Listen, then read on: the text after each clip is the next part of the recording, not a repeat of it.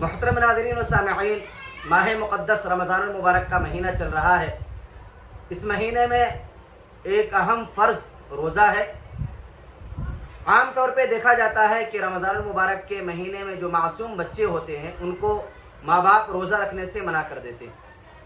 میری درخواست ہے کہ اگر آپ کا بچہ مکمل روزہ نہیں رکھ سکتا یا آپ کی بچی مکمل روزہ نہیں رکھ سکتی تو انہیں ترغیب دیں کہ آپ دن میں 2 روزہ رکھیں، صبح سے لے کر دوپہر تک ایک روزہ، پھر دوپہر سے لے کر کے شام تک۔ اس طرح اس بچے کی یا بچی کی حوصلہ افزائی کریں، ان کے اندر روزے رکھنے کا شوق اور جذبہ پیدا کریں۔